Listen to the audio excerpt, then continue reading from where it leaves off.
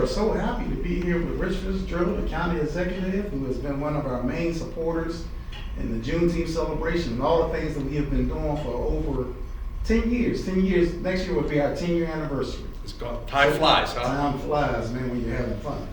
So in 2013, we actually did our first event over at Stage AE, and we received a county proclamation for this event. I don't even know if you were the executive in 2013. I was. I got elected in 2011. So Oh, it was wow, 12 okay. years ago I got elected. So I'm in finishing year 11. I'll be beginning year 12 in next year. Oh, so that's great. So So it was me. So Yes. it was you. Yes. That gave us this proclamation. Yes.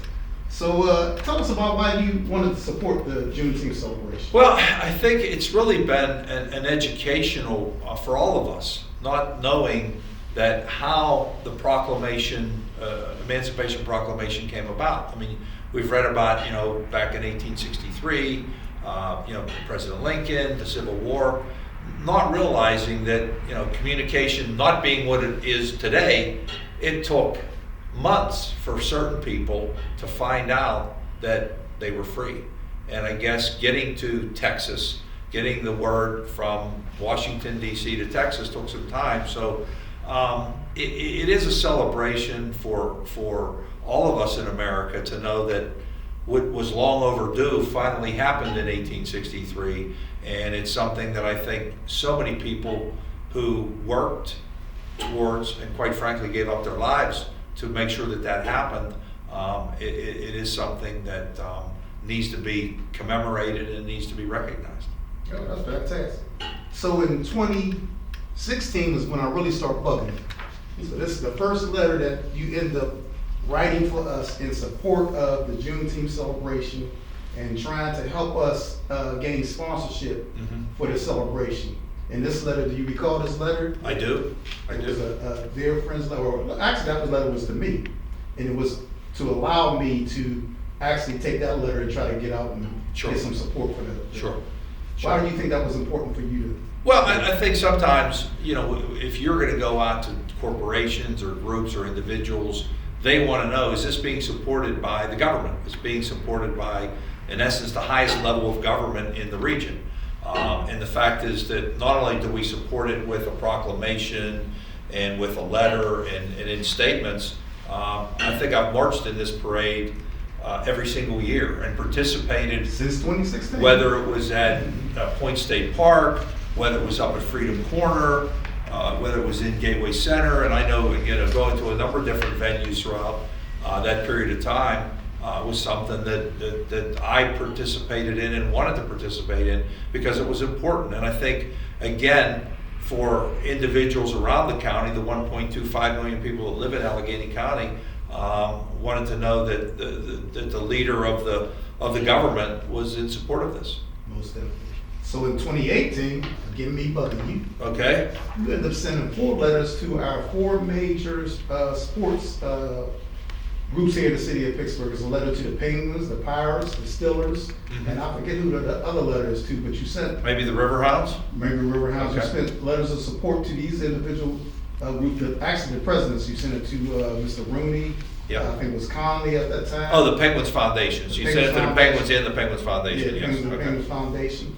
So this is just another level of your support, of supporting showing your support of supporting Juneteenth, the parade, and other festival events. Yep. And then in 2019, again, you sent out another letter to different corporations and companies. It was a dear friend letter. Mm-hmm. I could always rely on you to actually do something other than giving us a pat on the back and saying good job, to actually really try to help us make this happen, become a greater Juneteenth celebration than what it was in 2013. Yes, and I think, again, because we have so many entities, you mentioned the sports teams, that get behind and support initiatives like this, and our corporate community, our labor unions, our universities, our nonprofits, our philanthropic communities. There's so many different organizations that are out there. And oftentimes, again, they look to the government to say, oh, does it have official governmental support? To see if there's something that they want to support. And this is, again, something that we thought was really important to participate in and to show, again, where we are as a community that's going to be diverse, going to be supportive of some of the historic things that have been so positive about this country. Not everything has been positive about some of the history that we've had going back a couple of centuries, but obviously, again, the Emancipation Proclamation and Juneteenth and the history of that was so important. We also want to make sure that young people know the history. You get to a certain age and you've lived certain things and you do know things, but for kids that are 10, 11, 12, high school kids, even college kids, they may not know some of the history of what has gone on. So I always enjoy these celebrations in a way that you'll see multi-generational. You'll see the grandparents, you see the parents, you see the young kids, and it's a way for families to come together. And while it's a learning experience, it's also enjoyable. Good music, good food, good camaraderie. People gathering together in a positive spirit, and it's been a tremendous celebration that we've had over the last couple of years. Obviously, COVID kind of interrupted it. I think in 2021 was probably a little more subdued, and I think this year it really was kind of back to what I remembered in 18, 19, those earlier years.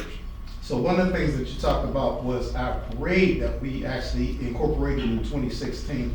So we started that parade based on us getting information from actually the Heinz History Center about a parade that was held here in the city of Pittsburgh called the Jubilee of Freemen Parade.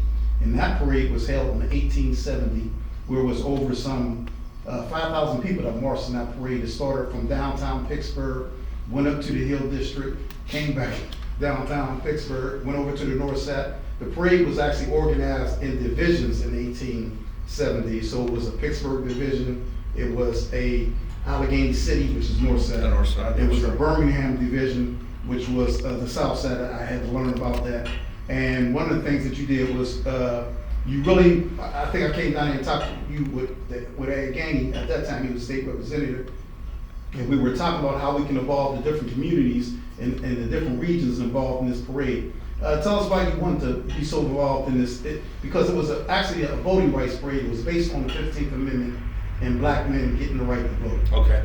I did not realize all of that history of 1870 and how it came about. And you think about that was only less than a decade after the end of the Civil War. Mm-hmm. So, during Reconstruction and during things that, kind of came about, but then, obviously things were getting better, and then Jim Crow laws and things that came around and also were antithetical to what we believe in as America, as Americans. But I think the important thing is, again, to show support, not just in the city of Pittsburgh, not just even in Allegheny County, but regional. So, whether you live in Beaver County or Washington County or Westmoreland County, having something in the hub of the region, which obviously is downtown Pittsburgh, where we come together for sporting events, we come together for corporate community, corporate headquarters, we come together for our cultural amenities, the opera, the symphony, all those type of things that happen kind of at the point, so to speak, which has kind of always been a focus of what's going on in this region.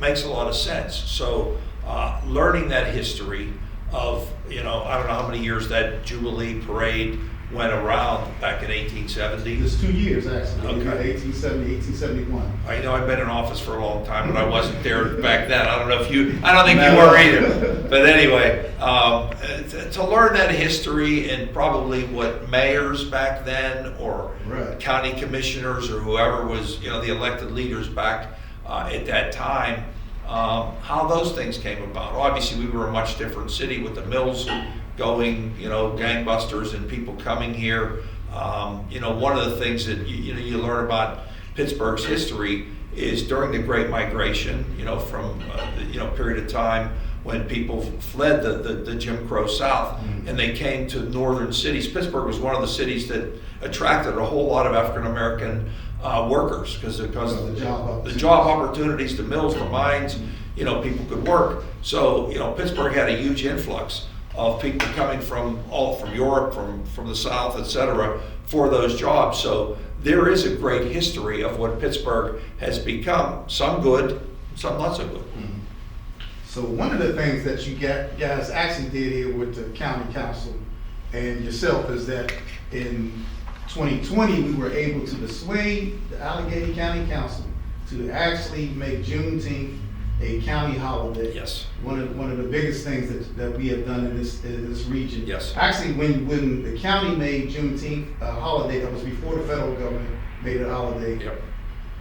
Allegheny County was the first county in the United States of America that made Juneteenth a holiday. I didn't even realize that. That's Yes. something we could be very, very proud of. And, Yes. and again, I hope while certain holidays, people enjoy the day off, people enjoy the fun they get, I hope also people reflect at some point during that day when they have a day off or when it is a holiday, what that holiday really means and how people sacrificed and did many good things over a century ago to get us to that point. So hopefully the holiday won't just be, quote, just a day off or a day people get overtime or whatever on an official holiday, but they actually do reflect on the importance and the historical significance of Juneteenth.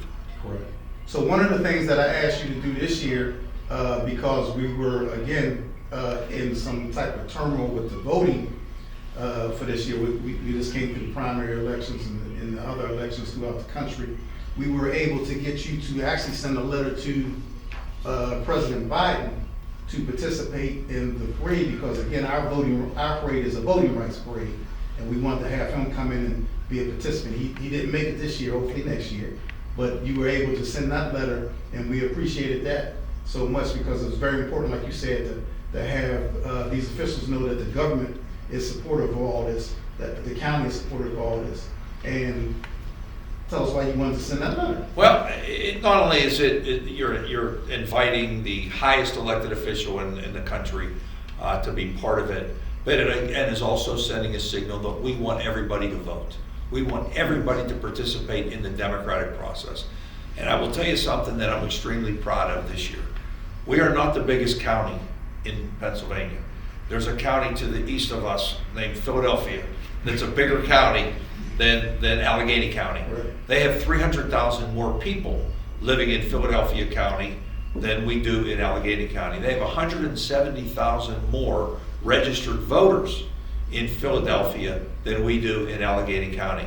But Allegheny County outvoted Philadelphia Oh, wow. by 70,000 votes. Oh, wow. So we, in the county, we encourage people to vote. We've made it easy to vote with mail-in ballots and trying to provide as many polling places and opportunities. So obviously this year, there was a lot of discussion about our democracy.